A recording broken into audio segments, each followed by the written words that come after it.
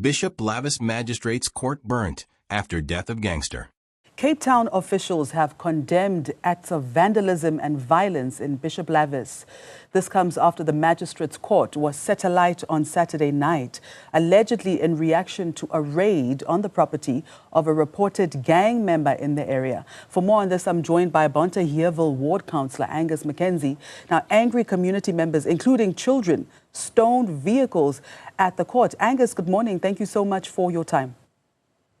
Absolutely. Good morning, and it's an absolute pleasure speaking to you. First and foremost, please tell us what happened.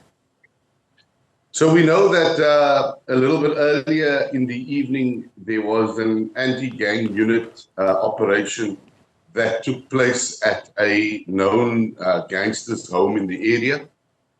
The gangster then passed away, or the alleged gangster passed away. Obviously, certain community members felt that it was in direct relation to the raid that took place, and there are rumors that the anti-gang unit members had assaulted the individual.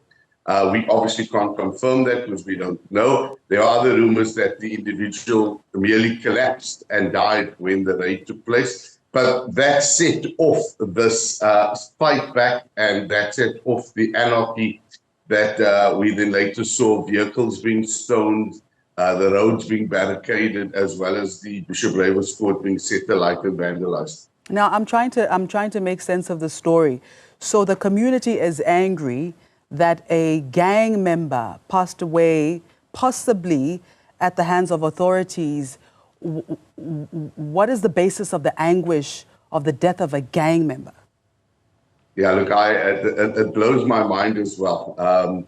We as communities, we shout out and we scream out for more policing, for gangsterism to end, for drugs to be eradicated and taken off our streets. Yet the very people that peddle drugs, that create the terror within our communities, we tend to hail as heroes and try and cause the greatest anarchy when these individuals are either arrested or die, irrespective of how they die. It perplexes my mind as well.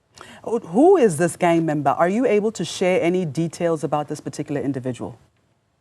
It's at this point in time, because I have not confirmed it, it would probably be wiser not to confirm, to mention who I assume it is.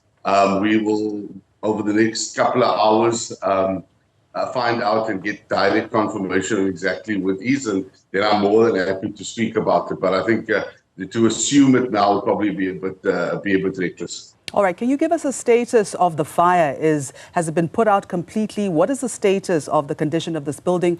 Will you, as the community, the authorities be able to use this magistrate's court?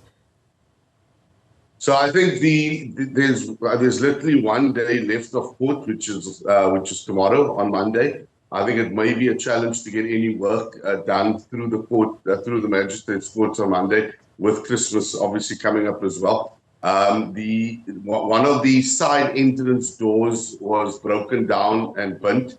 That caused a lot of water issues and destruction of that property. Many of the windows were stoned, and 1 or 2 water pipes were also vandalized as well, which caused a bit of flooding.